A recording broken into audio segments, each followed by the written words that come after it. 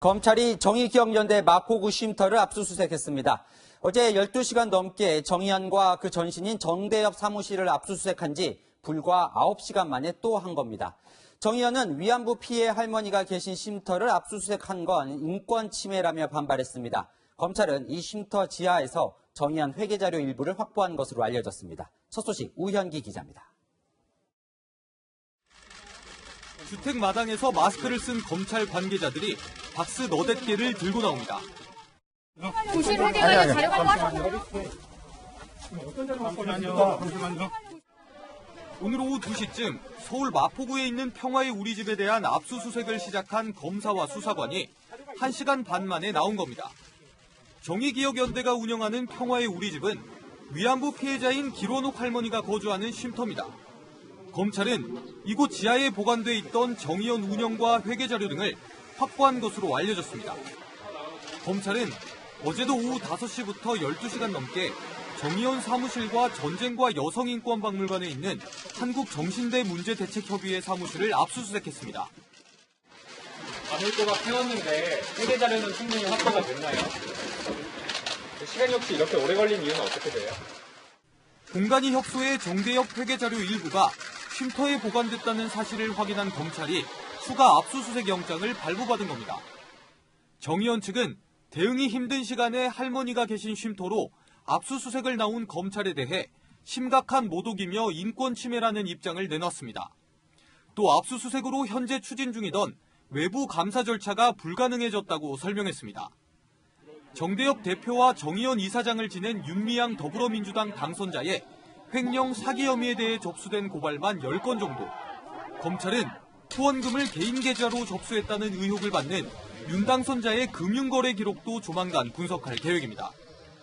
채널A 뉴스 우현기입니다. 그젯밤 윤미향 당선자를 만난 이용수 할머니, 25일에 기자회견을 열 테니 그때 오라고 말을 했었는데요. 이용수 할머니가 오늘 25일 이해관계자들을 모두 불러 그동안의 논란을 정리하겠다는 뜻을 밝히면서 무슨 내용일까 궁금증이 커지고 있습니다. 초대받은 윤 당선자가 나올지도 관심입니다. 배영진 기자입니다. 이용수 할머니와 일제 피해자 인권활동을 함께한 최봉태 변호사가 SNS에 올린 글입니다.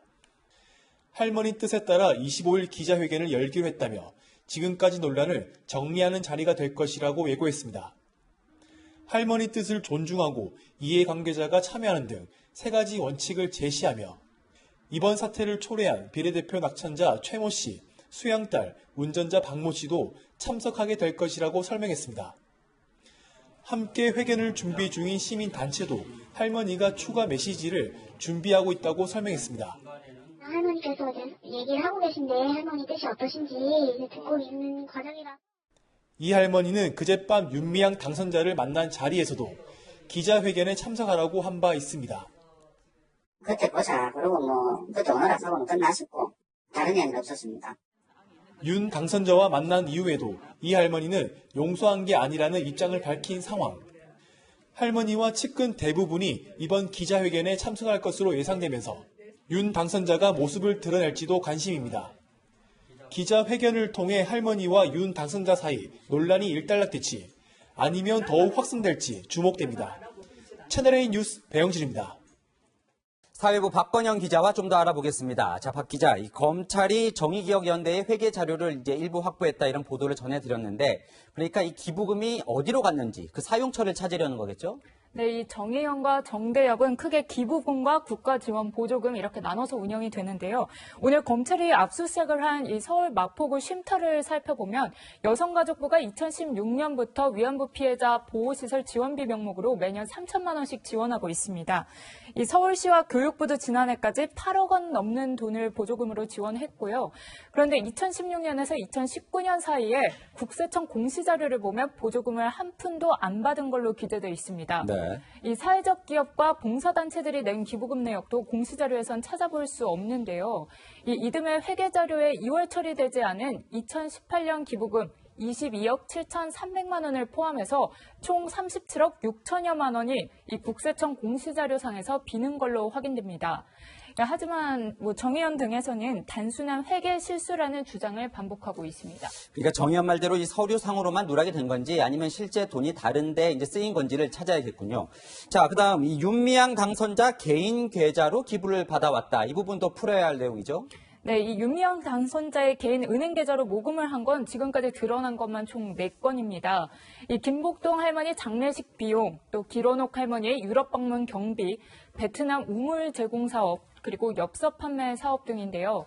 이 현행법은 공익법인의 이 수입이나 지출이 전용 계좌를 통해서 하도록 규정하고 있습니다. 네. 이 만약 기부금을 모금할 때 용도 외로 사용한 사실이 드러난다면 처벌을 받을 수도 있습니다. 이 개인 계좌로 들어간 돈을 윤 당선자가 만약에 개인적인 용도로 썼다면 이제 문제가 커지는 건데, 그래서 주목받는 게 아직까지 명확하게 해명이 안 되는 윤 당선자의 재산 내역이에요. 네, 이 총선을 치를 때 후보자들은 중앙선거관리위원회에 그 재산을 신고를 하게 되는데요. 윤 당선자가 신고한 예금 액수가 3억 2,333만 원이었습니다. 네. 그런데 이 윤 당선자 부부가 낸 지난 5년치 납부소득세는 643만 원 정도고요. 이게 소득을 역산해서 계산을 해보면 부부의 연소득이 5천만 원 정도로 추산됩니다. 그렇군요. 그런데 이 윤 당선자는 2017년 함양빌라와 2012년 수원의 아파트를 경매로 살 때 대출도 없이 전액 현금으로 대금을 치렀습니다. 이 적금을 깨고 가족에게 돈을 빌렸다 이렇게 해명을 했었는데요. 개인 계좌로 들어간 기부금이 개인적 용도로 쓰이진 않았는지 확인이 필요해 보입니다. 네, 그리고 이건 또 무슨 이야기입니까? 이 탈북자가 정대협으로부터 후원을 받았다 이런 이야기를 했어요.